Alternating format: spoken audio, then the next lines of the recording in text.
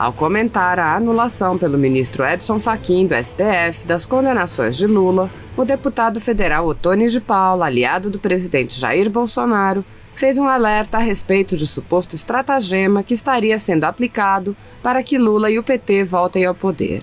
Ottoni assestou: "Quem disse que não se agradece com a toga? Essa é a sensação clara que nós temos sobre o que o ministro Fachin acaba de fazer. Agradecer com a toga pelo fato de ter se tornado ministro do STF no governo do PT. Fachin acaba de tornar Lula elegível já para a próxima eleição." Ademais, o congressista lamentou: "Em uma canetada, anulou todos os atos processuais que envolviam Lula na Lava Jato. Portanto, todas as investigações, tudo que se levantou contra Lula, sítio de Atibaia, tríplex no Guarujá, laços de corrupção que foram provados, tudo acaba de, em uma canetada, cair por terra." Neste contexto, o parlamentar advertiu: "Jogo baixo, jogo sujo. A que ponto chegou a Suprema Corte de nosso país? A que ponto de manipulação? É uma vergonha o que estamos vendo, o que estamos presenciando. Precisamos que o Congresso se posicione para que tenhamos eleições transparentes em 2022. Isso aqui é Brasil, só quem mora aqui consegue entender a vergonha em que ele se transformou." Assista. Olá, campeão, olá, campeã. Quero pedir que vocês compartilhem esta live que é importantíssima. Pois bem, quem disse que não se agradece com a toga? Hein? Quem disse? Pelo menos é essa sensação clara que nós temos que o ministro Edson Fachin acaba de fazer. Agradecer com a toga o fato dele ter se tornado juiz ou ministro do STF no governo do PT. Edson Fachin acaba de tornar Lula elegível já para a próxima eleição. Edson Fachin, em uma canetada, anulou agora, em alguns minutos atrás, todos os atos processuais que envolviam processos de Lula na Lava Jato. Portanto, tudo aquilo, todas as investigações, tudo aquilo que se levantou contra Lula, todos os casos envolvendo o sítio de Atibaia ou o triplex no Guarujá, todos os lastros de corrupção que foram provados contra Lula, acaba de, em uma canetada, cair por terra. E qual é o jogo? E eu quero alertar o Brasil nesse momento enquanto você compartilha. Qual é o jogo? O Estadão, essa semana, já inventou uma pesquisa que mostra que, em todos os cenários, Lula tem mais condições de se eleger presidente da República do que Bolsonaro. Tudo estará armado, tudo estará preparado para um golpe. Quando ministros da Suprema Corte se colocam contra isto que geraria mais lisura, mais transparência para as eleições de 2022, gera em nós e nos dá o direito de entendermos que nós estamos diante de um jogo de carta marcada. Traz Lula de volta para o processo, torna o larápio do ladrão de 9 dedos participante de novo do processo eleitoral e começa a construir com os meios de comunicação a ideia, a falácia, a mentira para o povo de que Lula está bem nesse processo, de que as pesquisas estão mostrando que ele tem mais chance do que Bolsonaro. Quando as urnas se abrirem, a lavagem cerebral já foi feita na mente do povo brasileiro. Entenderam? Portanto, o que Fachin faz agora Não é nada de surpresa.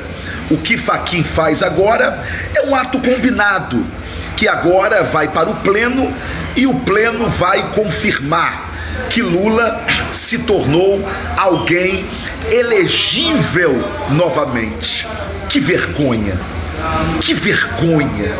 Que jogo baixo! Que jogo sujo! A que ponto chega a Suprema Corte do nosso país? A que ponto de manipulação chega a Suprema Corte do nosso país? É uma vergonha o que nós estamos vendo. É uma vergonha o que nós estamos presenciando. Mas faz parte do jogo.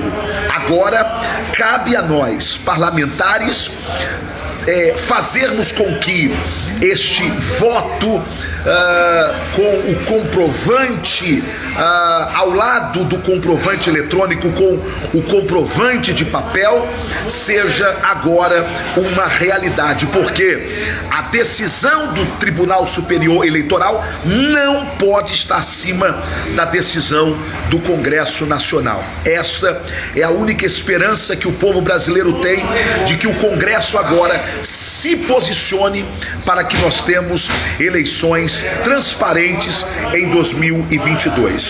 Lula está liberado, pode ser candidato em 2022, graças à decisão de Fachin, e que será confirmado pelo pleno, já que, na minha opinião, está tudo combinado para derrubar o presidente Bolsonaro. Compartilhe para que todos saibam que isto aqui é Brasil, um país que só quem mora aqui consegue entender a vergonha que ele se transformou. Um abraço, Deus te abençoe. Senhor presidente, eu subo a essa tribuna para manifestar o meu espanto com o comportamento de alguns ministros do STF.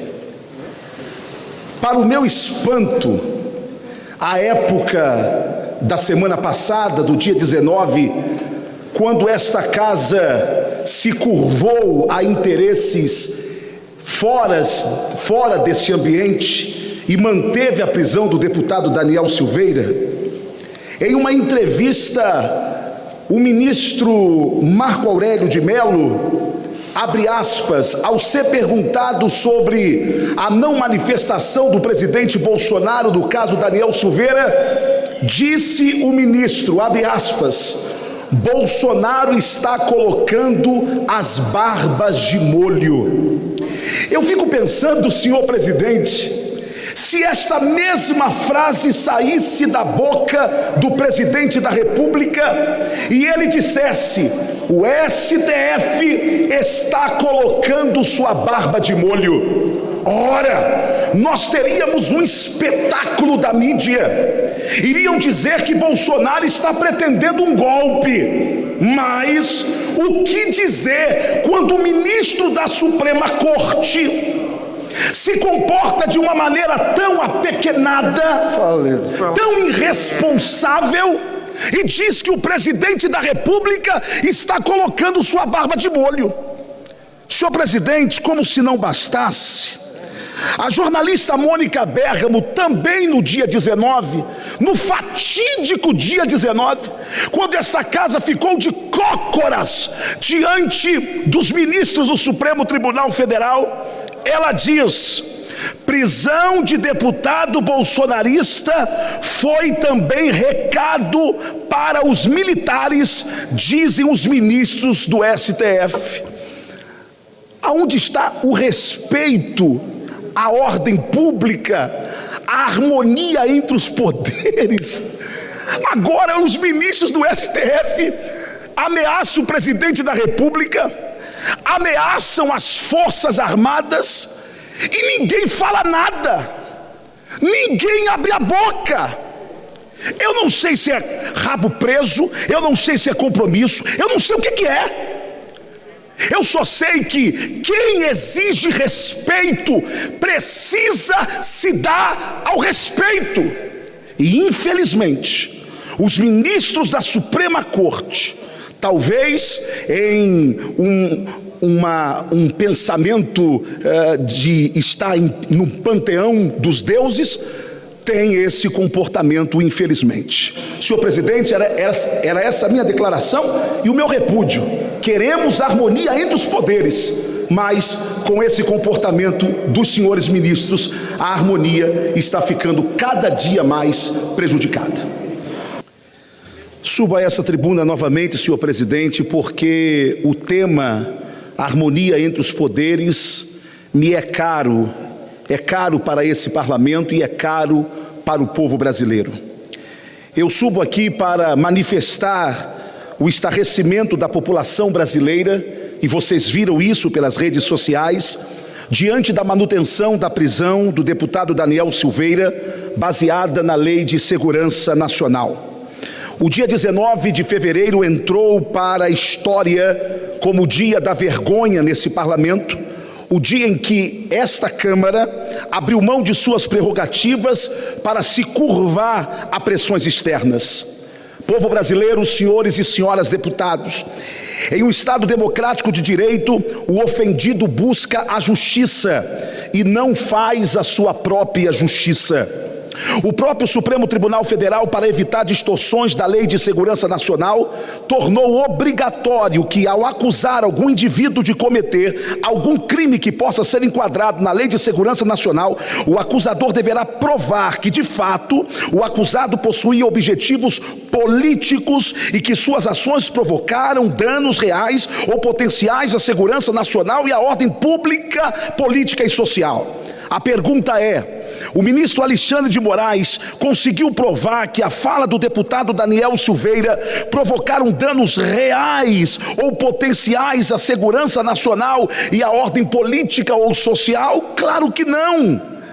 Em um país democrático, só sobreviverá aqueles que entenderem que precisamos ter ministros da Suprema Corte que usem o seu poder nos limites da própria Constituição que juraram defender. Termino, senhor presidente, com o voto do ministro Alexandre de Moraes, quando esse relatou a ADI 4451. Abre aspas, disse o ministro Alexandre de Moraes: o direito fundamental à liberdade de expressão não se direciona somente a proteger as opiniões supostamente verdadeiras, admiráveis ou convencionais, mas também aquelas que são duvidosas, exageradas, condenáveis, satíricas, humorísticas, bem como as que não são compartilhadas pelas maiorias.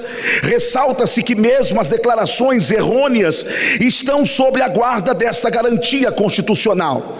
Portanto, senhor presidente, segundo o relator da ADI 4451, ministro Alexandre de Moraes, as palavras do deputado Daniel Silveira podem ser exageradas, condenáveis, não compartilhadas pelas maiorias, mas mesmo errôneas, estão sobre a guarda da garantia constitucional da liberdade de expressão. Senhor presidente, eu termino dizendo: é por isso que lutarei e continuarei a lutar para que o Supremo volte a ser respeitado como bastião da justiça e nunca reduzido a um panteão de deuses, pois há um único Deus e ele não julga no STF. Não se trata de uma guerra contra o Supremo, mas a favor da democracia. Liberdade ao deputado Daniel Silveira, não a cassação de seu mandato e não a sua inelegibilidade. Estas são as minhas palavras, senhor presidente.